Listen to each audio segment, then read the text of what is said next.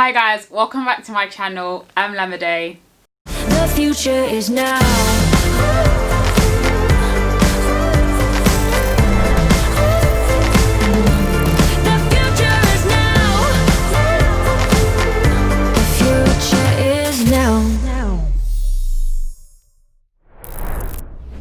So by the time this video comes out, I'll be 22. So my birthday was yesterday, the 4th of July.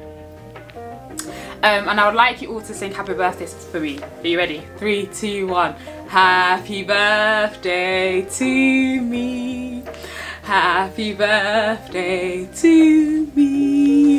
Happy birthday, dear Lamade. Happy birthday to me. We wish me many happy returns of the day. Long life and prosperity. Hip hip hip hip hip. Hooray! Hooray! Hooray! Thank you guys for singing along and thank you for all my birthday wishes. The point of today's video is to kind of just reflect over what I've learned in the past 21 years. Yeah, because I'm entering chapter 22. So in the past 21 years, and yeah, my reflections, my lessons, and what I'm looking forward to in year 22. On my birthday last year, I wrote down what I wanted from chapter 21 and like some goals and just like a birthday message to myself, and I thought it would be quite worthwhile to share with you guys. So I've called chapter 21 the year of rule making and world changing, and I'm so excited to see what will occur. I remain radically dependent on God. I increase my faith in God and my self-belief. I cancel any form of doubt and unbelief because it really doesn't have any space in my life anymore. I cancel it, I remove it. I relax into my future and the great things God has in store for me. I remain grounded in Christ. I will always have a mind that wants to learn and grow. I will let the world see who I am in Christ and who God created me to be. I will follow purpose and not money because I know that money follows purpose anyways. The whole thing is just quite long, but to me, when I read it back, it's just like, wow, that's what I said over year 21, and that was truly the case. 21 was a great year. It was actually a really great year. It's the year I started YouTube. It's the year I became more confident in myself and in my abilities and in my creativity. So I just wanted to share the 10 things I've learned over the past 22 years now. I have to get used to saying 22, no longer 21 or like 18. Sometimes I still feel as if I'm 18 or like 12, but I'm 22. I'm growing babe, you know. Talk to me nice, you know. Ain't a small girl like that no more, you know. You get what I'm saying? So the first thing I want to say that it took me a while to accept, and I think I've come to accept it now, but sometimes I still like grapple with it a little bit, but is accept that you're not normal. The like average, normal, being like everybody is not for you. Like, I am special. I was created to be special, and me trying to be like everybody else just does God a disservice. I just have to accept that I'm not normal, and I'm here. Like, I don't really mind not being normal anymore. It gives me an edge. Like being weird. I'm not even weird. Like, nah, I'm weird. Yeah, I am quite weird, but like being weird is kind of my like unique selling point, and being me is my unique selling point because there's nobody else like me. So I had to just accept I'm not normal, and with accepting I'm not normal, I had to also accept that mediocrity, English, so mediocrity, be mediocre. I had to accept that being mediocre has no place in my life. Like, if I'm gonna do something, if it has my name Lamade attached to it, it has to be excellent.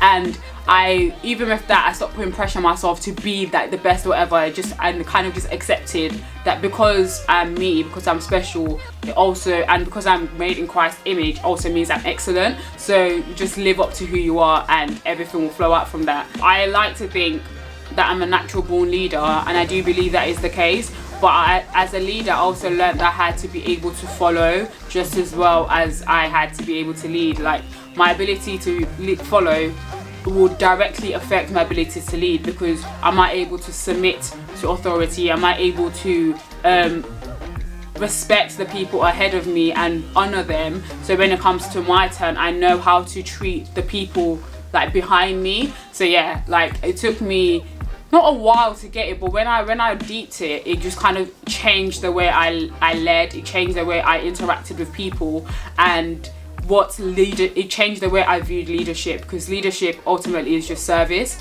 And because I'm able to follow, I was able to serve, and when I'm following, I'm serving people. It meant that when I'm leading, I'm also serving people. So there wasn't much difference. It's just like who will be under you and who will be put under your stewardship, essentially. I think by now you guys would know that I had like a problem or an identity issue because of my academics. So the third thing I would say is that you are not your grades. Like, you are not your grades.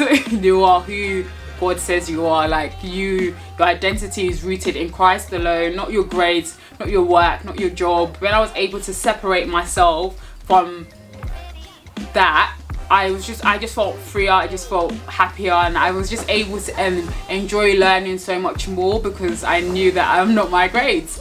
So the fourth thing, yeah.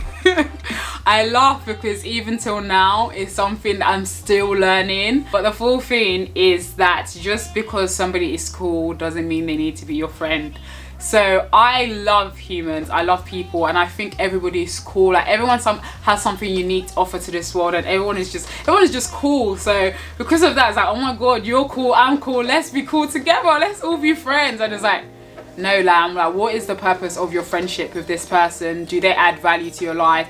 Are you able to add value to their lives? Like, what's actually the purpose of your friendship? And being cool sometimes just isn't enough for you to actually call somebody your friend. Like, over the years, I've learned the true value of being able to call somebody your friend. Like, when I use the word friend, I don't use it lightly. It means that this person is in the trenches with me. Like, this person, like, I know they have my back and I have theirs. They're able, like, especially if they're Christians as well, like, when I feel low spiritually, I'm able to call up on them like, yo, can you pray for me? And they will do so. So yeah, I really just had to learn that just because somebody's cool doesn't mean they need to be your friend. The next thing I've learned over the years, and I'm always learning, so I'm still learning this, but the next thing I've learned is that you need to allow things to be ends in themselves. One thing I found that is that when I focus on the destination, so let's take like my degree or my grades or whatever,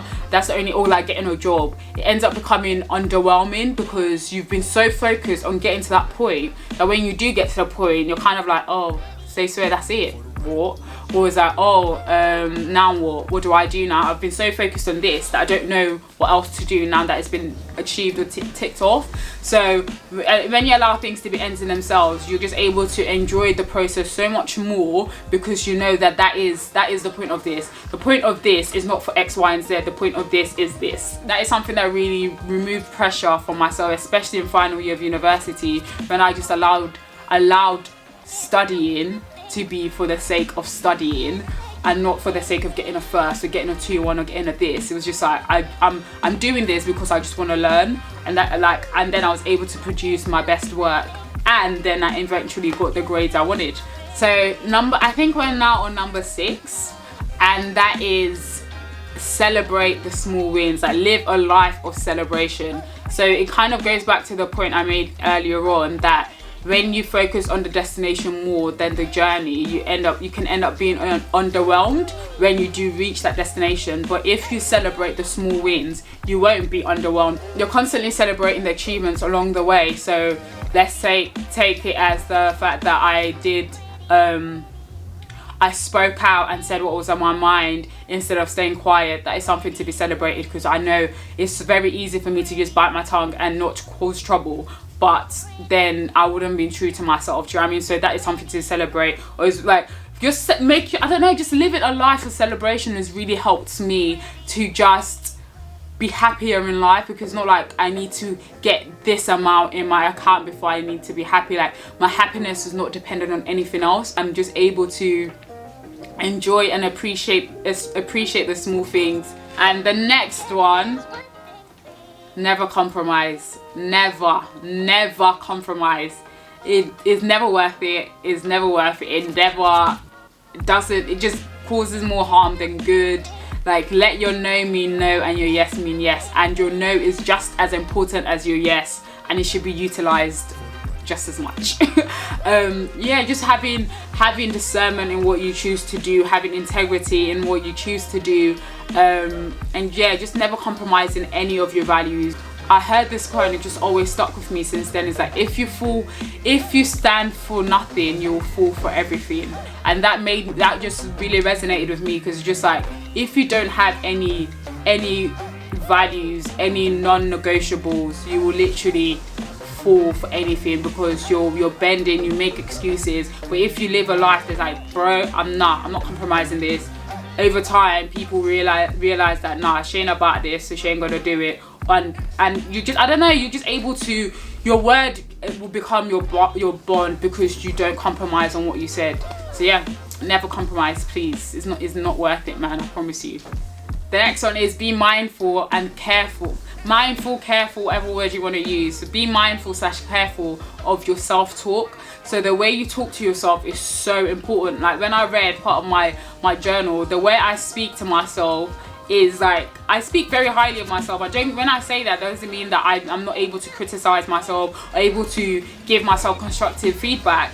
But the way I speak to myself, like, is not that I'm speaking down on myself. It's not that I am like being so mean to myself that it's just not justifiable. And the way I always like to think about it is like, if I spoke to my friend like this, would it be acceptable? If the answer is no, then I'm not allowed to speak to myself like that, because at the end of the day, I am my own friend. So the way you speak to yourself, your self-talk is so important, and you need to be mindful of it. If you're like, I remember telling my friends, don't call me stupid, because I'm not stupid, I'm actually a genius. So over time they had to learn, don't call Lamide stupid, she doesn't like it. I don't call my own self stupid. I'm like, what you've done might have been a bit dumb, or might not have been the wisest thing, but that doesn't mean that you are stupid or you are dumb or you're not wise. It just means what you did was the case. So the ability to separate what you've done from who you are became really important to me. So yeah, the next lesson I learned is the importance of self-confidence. So it's like, you can only achieve what you believe. I've only been able to achieve what I truly believe I could do. So when I went to uni, I said I wanted to get a first, and though we looked hard and though we looked sometimes very impossible, I truly believed that I could get a first, and I worked hard for it because I believed that I could.